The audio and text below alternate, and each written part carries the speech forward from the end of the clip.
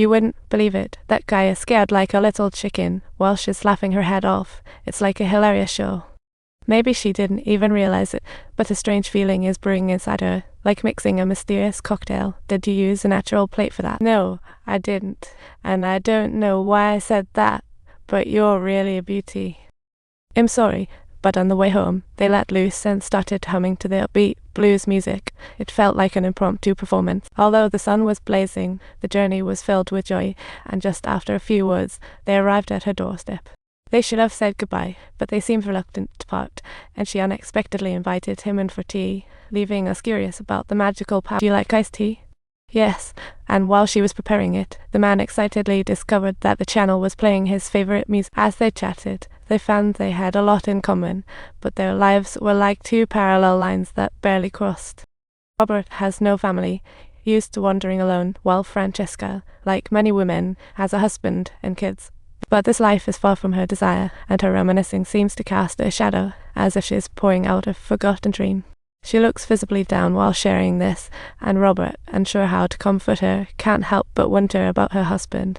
First word that comes to her mind to describe him is clean.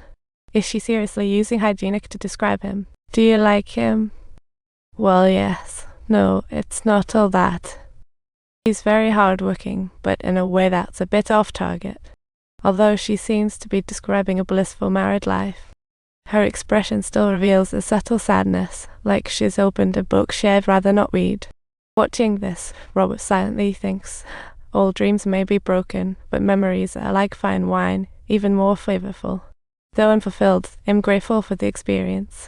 I don't know its meaning, but sense it'll be useful. This line cracked Francesca up, and she invited Robert to stay for dinner. After all, you can find a decent restaurant around here. Robert's presence was like a ray of light, freeing her from the monotony of life. Through the window, she watched this man who was seriously watching. Suddenly, she looked up and smiled, feeling a ripple inside her, as if some switch had been flicked, and she went to the mirror to put on earrings.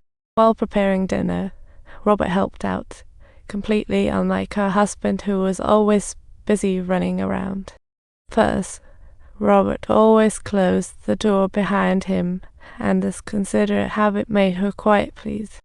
After dinner, Robert eagerly shared his wonderful travel experiences, and Francesca was laughing so hard she almost cried. She hadn't laughed like this in ages, and very notably, she hadn't met someone so in sync. Next, they went for a stroll, and Robert cheerfully recited a poem, and Francesca instantly recognized where it came from. They were totally in sync, and their mutual admiration grew, but this connection brought a hint of unease to Francesca. Back home, they both calm down, and Francesca realizes that bringing a stranger home is really a bit far-fetched. The man seems to sense her worries and gently comforts her. Perhaps her explanation had an effect, and they started chatting animatedly again. Francesca curiously asked if Robert regretted not having a home, but to her surprise, he replied with a question of his own. Francesca felt offended and angry, while Robert was surprised by her intense response. In order to steer clear of any embarrassment, she swiftly gathered her belongings and packed her bags, stating that she would depart from this place the very next day.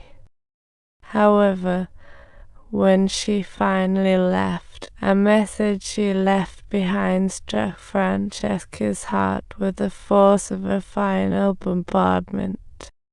She distinctly felt a strong emotion rising inside her after Robert left, like an alarm bell ringing. During this swelling moment, her gaze followed Robert as he left, and a sense of reluctance settled in her heart. In the dark of the night, her mind raced with thoughts. She gently loosened her wrap and stood at the end of the hall, savoring the refreshing breeze. At that moment, she made a bold decision and wrote down a sentence, as if igniting a spark deep within her.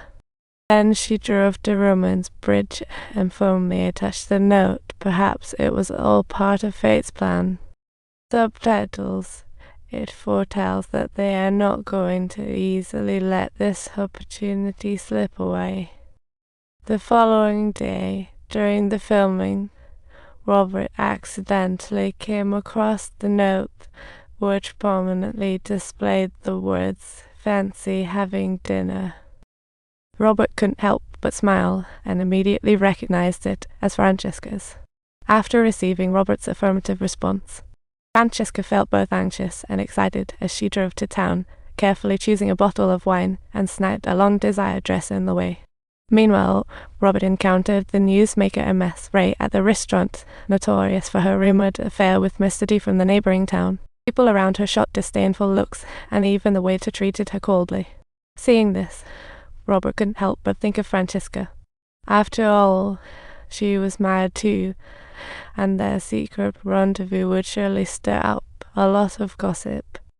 After much thought, Robert called Francesca again. Francesca sounded a bit disappointed at this moment, but she didn't want to miss this opportunity, summoning up all her courage. This courage, infused with excitement, made them meet as planned at Wolfbridge, where Robert took exquisite photos of her. She unveiled a bright, youthful smile. That evening, Francesca donned her new dress and stood before Robert. Just as their eyes met, music played perfectly, and in this warm atmosphere, their emotions began to ignite. They cuddled and danced. From there, the third day began, and in the morning, they drove away to savor this beautiful moment. In this place, with no acquaintances and no burdens, they sat together, enjoying their carefree time. They exchanged warm embraces and chatted joyfully, then headed to a local bar filled with unfamiliar faces. This meant they could enjoy every thrilling moment, but by the fourth morning, everything took a turn. The woman had tightly entwined herself around his heart, leaving him feeling an unprecedented sense of panic and unease. He then began to exhibit almost neurotic behaviors, attempting to conceal his inner pain and hesitation.